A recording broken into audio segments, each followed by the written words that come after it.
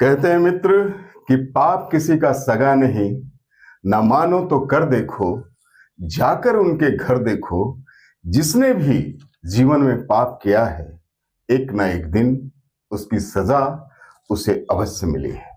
जी हाँ मित्र, आज मैं जो बातें आपके साथ साझा करना चाह रहा हूं, वो बातें आप सुनेंगे तो आपके रोंगटे खड़े हो जाएंगे।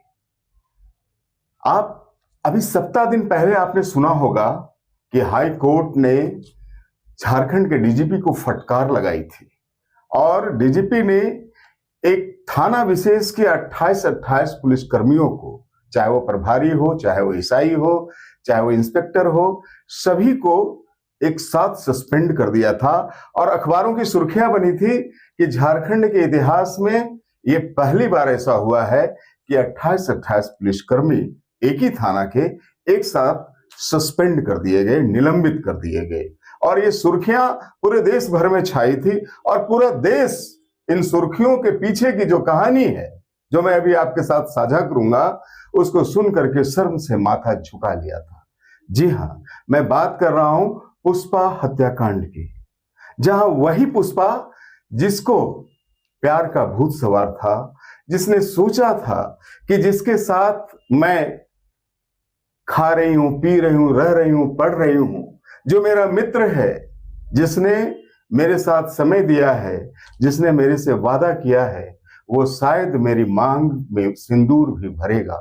बस इतनी सी चाहत थी पुष्पा की।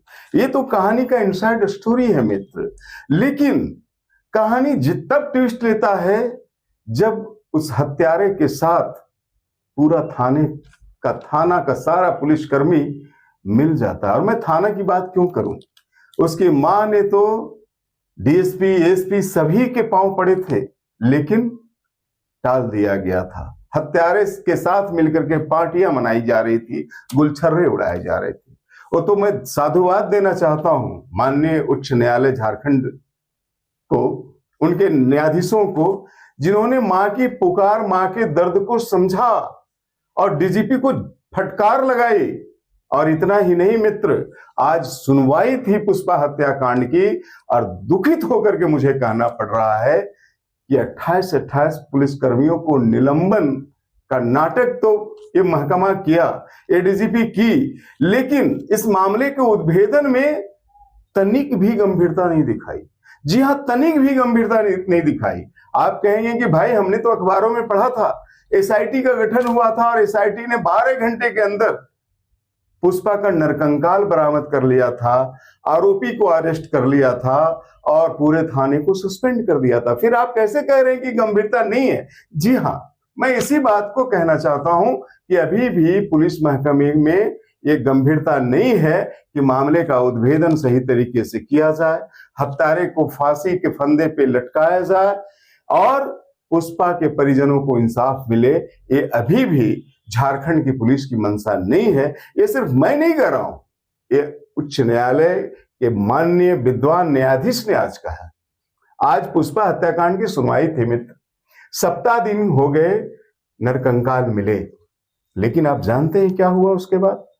उसके बाद कुछ ऐसा हुआ कि आज न्यायमूर्ति ने गुस्से के साथ कल की सुबह, कल 10:30 बजे झारखंड के डीजीपी, बोकारो के एसपी, एसआईटी टीम के तमाम सदस्यों को और एफएसएल के डायरेक्टर को सशरीर, कोई बहाना नहीं, सशरीर उपस्थित होने का आदेश दिया है। ये भी ऐतिहासिक है। ये भी ऐतिहासिक है कि सारे पुलिसकर्मियों को एक साथ हाईकोर्ट ने बुलाया है। क्यों बुलाया है आप जानते हैं? क्या हो गई भाई? आरोपी की गिरफ्तारी हो गई, वो जेल चला गया, शव का नरकंकाल मिल गया है, जो पुष्पा गायब थी, और जो दोषी पुलिसकर्मी थे जो गुलछर्रे उड़ा रहे थे आरोपी के साथ, वो सस्पेंड भी हो गए।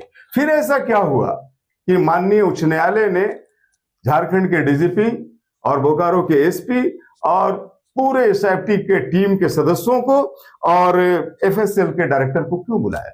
जानते हैं क्यों बुलाया? इसलिए बुलाया कि जो आरोपी दिनेश कुमार महतो जो है, जो हत्याकांड का आरोपी है, जो पुष्पा का प्रेमी हुआ करता था, उसके वकीलों ने दो वकील हैं, मैं नाम बता देना चाहता हूं, विसेंट रोहित और शांतनु गुप्ता हैं। विसेंट रोहित का एक तर्क न्यायालय को बड़ा भा गया।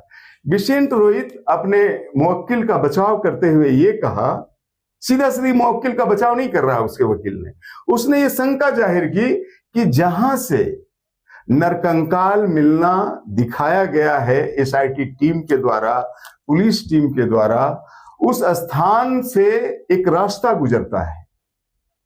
उस स्थान से, गौर कीजिएगा, उस स्थान से जिस जंगल की बात की जा रही है कि उस रास्ते से जो रास्ता गुजरता है जहां से नरकंकाल मिला है, वहां एक रास्ता गुजरता है, लोग आवाजाही करते हैं। आप जानते हैं जंगलों में कभी कभी रास्ते हुए करते हैं पतले पतले।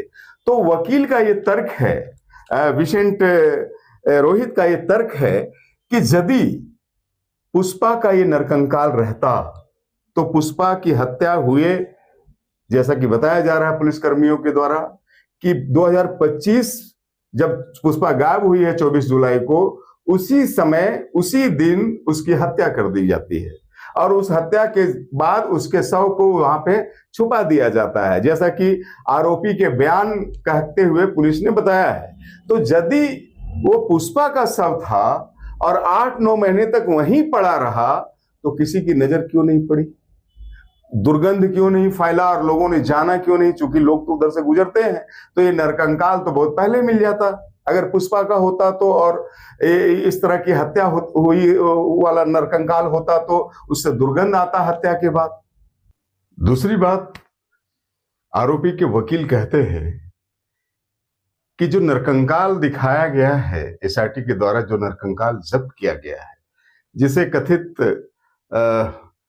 मृतका का नरकंकाल कहा जा रहा है, वो लगता है कि बरसों पुराना नरकंकाल है।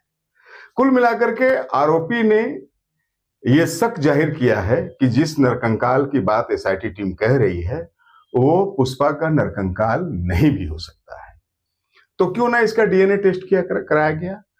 अदालत ने इस बात को बड़ी गंभीरता से लिया, महसूस किया कि सही बात है कि कोई नरकंकाल अगर 8-9 महीने के बाद प्राप्त करता है, पुलिस प्राप्त करती है, एसआईटी टीम प्राप्त करती है, तो उसका डीएनए टेस्ट क्यों नहीं हुआ? जब मामला इतना गर्म था और अभी भी गर्म है, पूरा थाना सस्पेंड हुआ, डीआईजी तलब हुई, तो भाई इसमें इतनी लापरवाही क्यों दिखाई जा रही है? क्या इसके पीछे किसी बड़े शख्सियत, सत्ता के किसी बड़े शख्सियत का हाथ है जो आरोपी को बचाने का प्रयास कर रहा है? न्यायालय ने इसी को लेकर के ये आदेश दिया है कि कल सुबह झारखंड की डीजीपी, बोकारो के एसपी और एसआईटी टीम की तमाम सदस्य न्यायालय में हाजिर होंगे और वो इसका जवाब देंगे। तो मेरा कहना है मित्र कि सरकार संवेदनहीन हो गई है। जो पीड़ा सरकार को होनी चाहिए वो पीड़ा न्यायालय को है। हम ये आशा करते हैं कि जिस तरह से न्यायालय ने इस मामले में गंभीरता दिखाई है कि दूध का दूध और पानी का पानी होगा, आरोपी कोई भी हो वो फांसी के फंदे से बच नहीं सकता, और उस आरोपी को बचाने में जो जो लोग लगे हुए हैं, चाहे वो पुलिसकर्मी हो, चाहे प्रशासनिक पदाधिकारी हो, चाहे कोई राजनेता हो, उसके भी चेहरे से नकाब हटेंगे और उस पर भी कानूनी कार्रवाई होगी, हमें ये आशा है।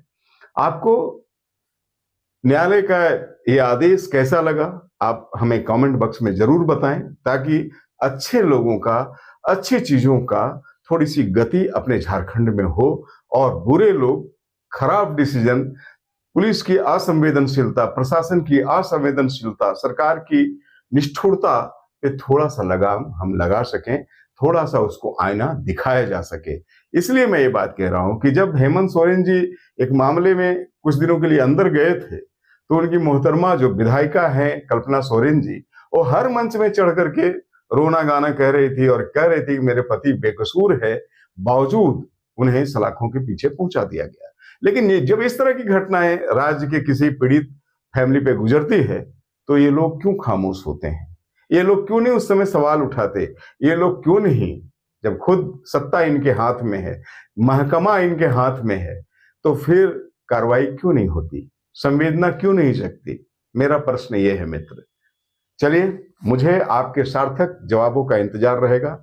आप हमें अब कमेंट बॉक्स में जरूर बताएं कि इसमें आगे और क्या होना चाहिए, आप क्या चाहते हैं, और न्यायालय का जो कार्रवाई है वो आपको कितना पसंद आ रहा है। बहुत बहुत धन्यवाद। जोहार।